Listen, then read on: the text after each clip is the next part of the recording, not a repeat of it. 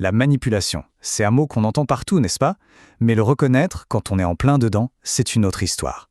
C'est une force subtile, une emprise qui s'installe tout doucement, sans en faire de bruit.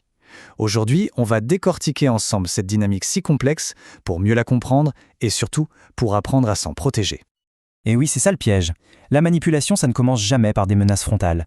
Non, elle s'infiltre dans le quotidien, à travers des petites phrases, des intonations, des sous-entendus, qui petit à petit viennent éroder la confiance en soi. Ces phrases, on les a peut-être déjà entendues, non? Elles sont vraiment au cœur du problème. Ce sont de véritables outils de disqualification. Leur but, ce n'est pas de communiquer, pas du tout. C'est de semer le doute, de faire vaciller la perception de la réalité de la personne en face. Alors, de quoi parle-t-on au juste? Qu'est-ce que la manipulation, au fond? Essayons de définir ça un peu plus précisément. Attention, il y a une distinction super importante à faire ici entre l'influence et la manipulation. L'influence, c'est normal, ça fait partie de la vie.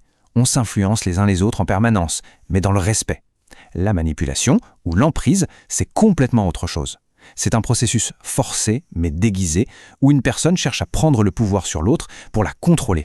En fait, pour qu'on puisse vraiment parler de manipulation, il faut ces 3 ingrédients. C'est un peu comme une recette toxique. D'abord, une intention cachée de contrôler. Ensuite, un rapport de force qui est inégal. Et surtout, cet effet insidieux qui, petit à petit, déforme la capacité de la personne à penser par elle-même.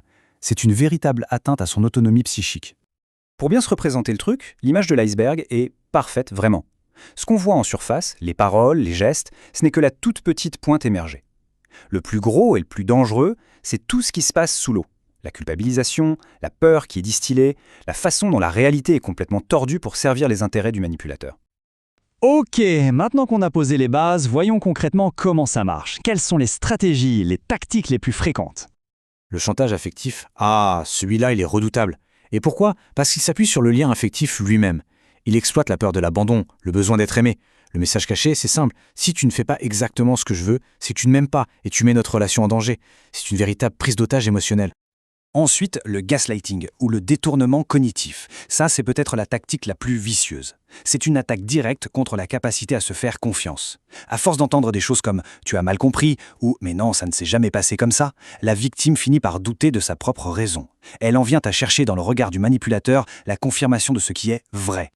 Et bien souvent, toutes ces tactiques, elles ne sont pas isolées. Elles s'inscrivent dans un cycle destructeur. Ça commence par une phase d'idéalisation intense où tout est absolument parfait, puis vient une dévalorisation brutale, ensuite des excuses, un bref retour au calme, avant que tout ne recommence. C'est cette alternance de chaud et de froid qui crée une forme de dépendance émotionnelle très puissante, un lien traumatique vraiment difficile à briser. Alors la question c'est, comment peut-on savoir? Comment savoir si on est pris au piège d'une dynamique comme celle-là? Quels sont les signaux qui devraient nous alerter? Souvent, bien avant de pouvoir mettre des mots dessus, la manipulation se ressent. On la sent dans ses tripes. C'est ce sentiment diffus de confusion, ce malaise qui reste après les interactions. C'est vraiment le tout premier indice que quelque chose ne tourne pas rond. Concrètement, à l'intérieur, ça se manifeste comment? Eh bien par un doute de soi qui devient chronique, une espèce de brouillard mental permanent accompagné d'une fatigue psychique intense. Et surtout, ce sentiment de culpabilité qui flotte tout le temps, comme si on était toujours en faute. Et si on regarde la relation elle-même, les signaux sont tout aussi révélateurs.